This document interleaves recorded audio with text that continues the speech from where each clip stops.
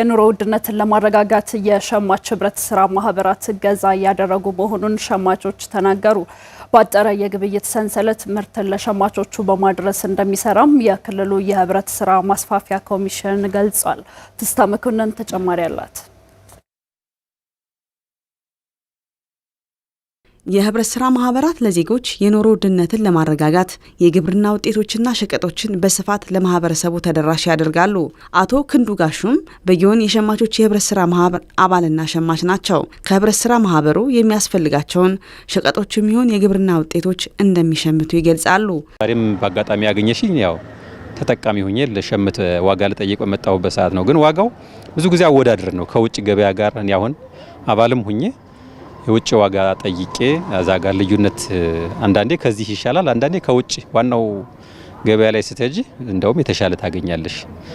እና ብዙ ጊዜ ግን ከዚህ አሁን ክክ ምናምን ማካሮኒ፣ ሩዝ፣ ፓስታ ምናምን ነገሮችን እገዛለሁ። ዘይትም የገዛሁበት ጊዜ አለ እና ጥሩ ነው። ያው ብዙ ጊዜ ሱቅ ላይ አሁን ነገሮች ሲወደዱ ይዞ ማስወደድ አለ። እዚህ ግን አንዱ ጥሩነቱ ምንድነው ስቶካቸው ላይ ያለ ክምችታቸው ላይ ያለውን ነገር በዛው ባሳውቁት ዋጋ የመጨረስ ነገርና ዋጋ የማረጋጋት ነገር አለ። ግን የምትፈልጊውን ሸቀጥ ደግሞ አታገኝ። በባህር ዳር ከተማ አስተዳደር ለማህበረሰቡ የኑሮ ውድነትን ለማረጋጋት ዓላማ አድርገው የተቋቋሙ ከሸማች ማህበራት አንዱ የጥምረት ሸማቾች የህብረት ስራ ማህበር ሲሆን የኑሮ ውድነትን ለማረጋጋት በትኩረት እየሰራ መሆኑን የህብረት ስራ ማህበሩ ስራ አስኪያጅ አቶ ውለታው አበበ ገልጸው የፋብሪካ ውጤቶችንም በቀጥታ ከአምራቾችና ከአከፋፋዮች እንደሚያመጡ ነው የተናገሩት። ማህበረሰቡ ምን አይነት ፍላጎት እንዳለ መጀመሪያ ፍላጎቱን እያየን ማህበረሰቡ እንግዲህ የኑሮ ጫና ተከፋይ ህብረተሰብ ከሆነ ድረስ እኛ ዝቅ ብለን ማህበረሰቡን ለማገልገል ተነጋዴው በተሻለ እያቀረብን ለማህበረሰቡ ገበያን እያረጋጋን እንገኛለን።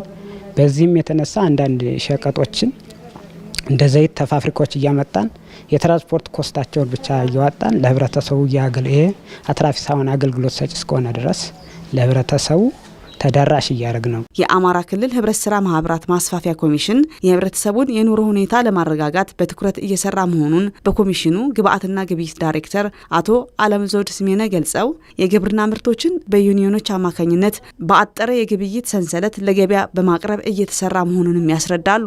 በህብረት ስራ ማህበራት በኩል ያው የአርሶ አደር ተቋማቶች በስፋት ታቅፈው እንዲደራጁ የሚደረግ ከመሆኑ ጋር ተያይዞ በርካታ የሚሰበሰቡ የግብርና ምርቶች አሉ። እንደዚሁም የግብርና ምርቶችን ዩኒዮኖች በራሳቸው እያቀነባበሩ ወደ ኢንዱስትሪ ምርትነት የሚቀይሯቸው አሉ። እነዚህ ምርቶች በአጠረ የግብይት ሰንሰለት አምራቹን ከሸማቹ ጋር በማስተሳሰር ገበያ የማረጋጋት ጽንሰ ሀሳብን ታሳቢ በማድረግ ነው ተግባራቶችን እየመራን ያለ ነው። ገበያ ማረጋጋትን እንደ አንድ ትልቅ አክቲቪቲ እንደ ህብረት ስራ ኮሚሽን በተለይ እንደ ግብአትና ግብይት የስራ ዘርፍ ልዩ ትኩረት ሰጠን በየሳምንቱ ያለውን እንቅስቃሴ የምንመራበት አግባብ ነው ያለው። ህገወጥ ንግድን ለመከላከል አስተዳደራዊና ህጋዊ እርምጃ እየወሰደ ስለመሆኑ የምስራቅ ጎጃም ዞን ንግድና ገበያ ልማት መምሪያ አስታውቋል። በዞኑ የገበያ ዋጋን ለማረጋጋት በሁሉም የንግድ ተቋማት ላይ የሚደረገው ክትትልና ቁጥጥር ተጠናክሮ ይቀጥላል ነው የተባለው። የኔና አለሙ ዝርዝር አለው። በምስራቅ ጎጃም ዞን ህገወጥ ንግድን ለመቆጣጠር የገበያ ስርዓትንም ለማስጠበቅ እየተሰራ ነው። የኑሮ ውድነትን ለማቃለል የቁጥጥርና የክትትል ስራዎች እየተከናወኑ ስለመሆኑም የዞኑ ንግድና ገበያ ልማት መምሪያ ገልጿል።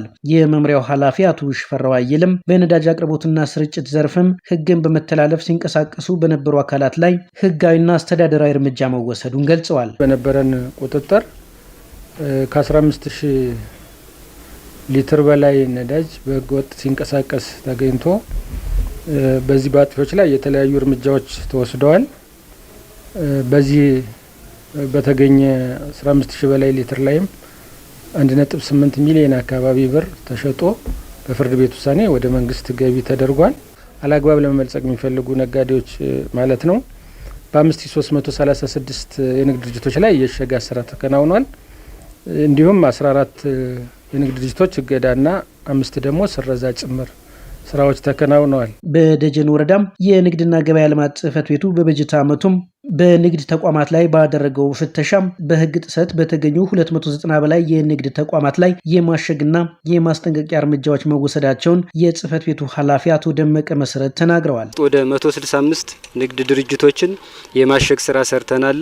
የጽሁፍ ማስጠንቀቂያ ደግሞ ወደ 127 ድርጅቶችን ጽሁፍ ማስጠንቀቂያ የሰጠንበት አግባብ አለ። ከነዚህ ውስጥ ደግሞ አንድ ድርጅት በጣም ወጣ ብሎ ስላገኘ ነው ክስ የመሰረትንበት ሁኔታ ነው ያለ። የገበያ መረጋጋትን ለማጠናከርና የዋጋ ንረትንም ለመቆጣጠር በወረዳው ከ13 ሚሊዮን ብር በላይ ተዘዋዋሪ ብድር በመመደብ ከ5600 በላይ ለመንግስት ሰራተኞችና አርሶ አደሮች የምግብ ሰብልና ዘይት በረዥም ጊዜ ብድር መሰራጨቱን ገልጸዋል። 2018 ኩንታል ጤፍ በዚህ ዓመት ለመንግስት ሰራተኛው ተደራሽ አድርገናል።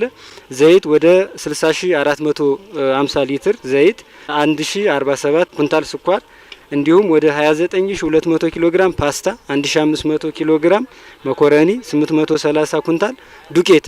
ይሄ የኑሮ ውድነትን በማረጋጋት ከመደብነው በጀት በተጨማሪ ከዩኒየኖች ጋር ከዚህ ከኢግልድ ወይም ከዚህ ከግል አስመጭ ድርጅቶች ጋር በመነጋገር ጥረት ያደረግንበት ሁኔታ ነው ያለ። ህብረተሰቡም ህገወጥነትን መከላከልና ተባባሪ ሊሆን እንደሚገባ ተመላክቷል።